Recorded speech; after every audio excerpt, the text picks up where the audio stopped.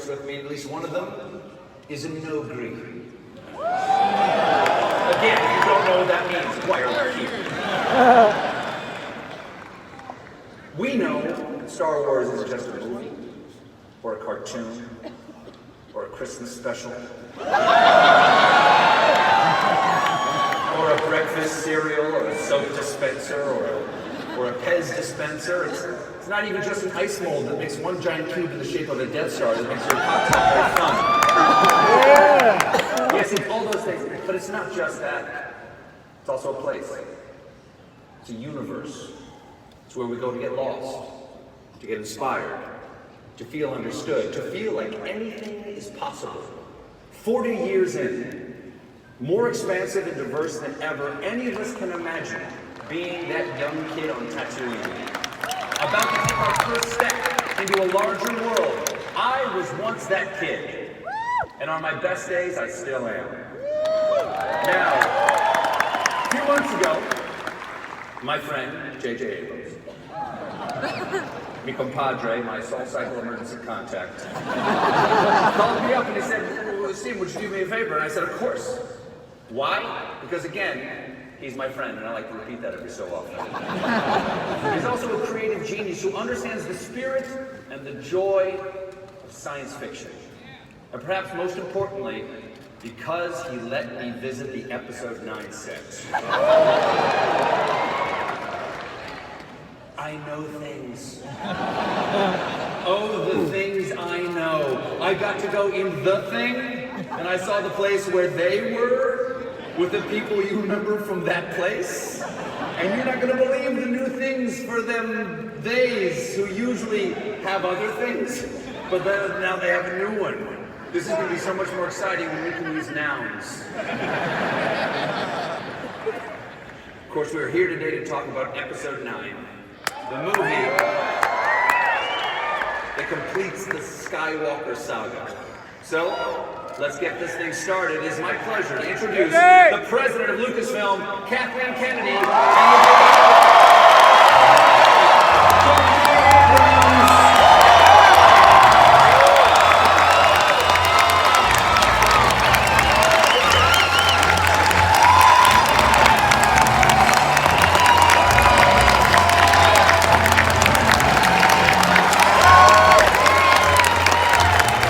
Copyright.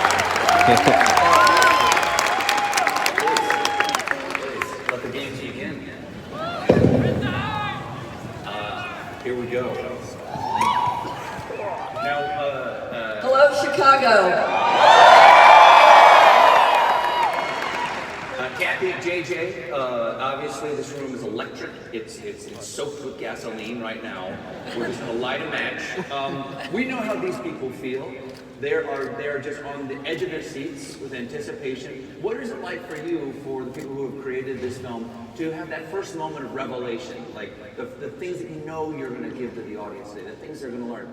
You've done this before. What's this moment like right before you open the present? Thank you, Tricia. You know, the thing I think about all the time is the responsibility we have. And we have it with all of you, and it's something that we talk about every minute that we're involved in making these movies. And this one in particular, I think the little film you saw at the front end, George was saying that this is the third act of a third structure. It is. That's exactly what it is. And we've immersed ourselves in everything George created, talked about it endlessly, and we're so excited because I think what you're going to end up seeing, you're going to be so happy with. We are incredibly excited. And this guy sitting next to me, he cares more than anybody I know.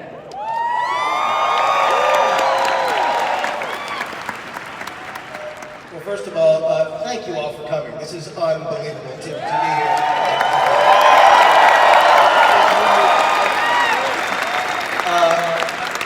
I have to say, in answer to your question, Stephen, hello.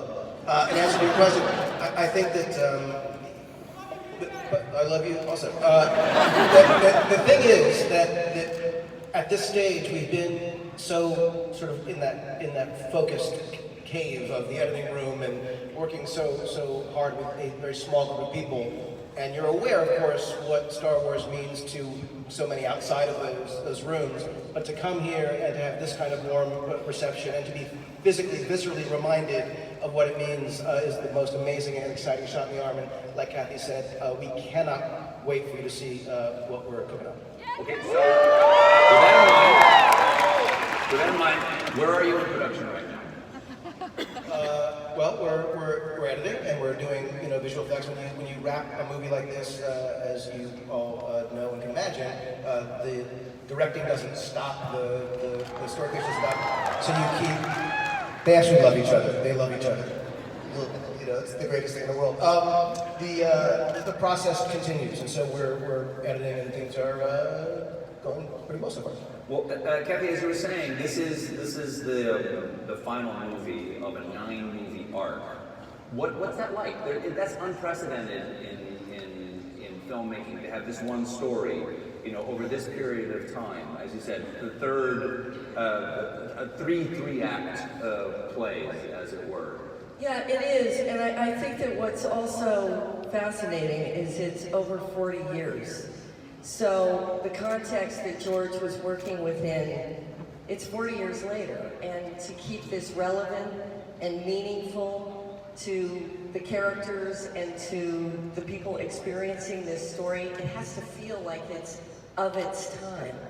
And I think that what we've done is we've taken to heart everything that inspired George, and then I think the inspiration that JJ's brought to this has given it even more depth.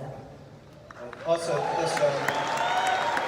this movie, in addition to being the end of 3 trilogies, it also needs to work as its own movie, and that's been part of the fun of it, part of the challenge of it. But this movie is about this new generation and what they've inherited, the light and the dark, and asking the question as they face the greatest evil, are they prepared? Are they ready? And it's been really incredible to look at this thing that George created and to bring it to a close in this way about this new generation. It is so hard to sit here next to you and hear you say the greatest evil without going, and who is? What is? Can you give us any hint? Kathy? Okay, moving on. I was lucky enough to meet, interview Carrie Fisher a few times, and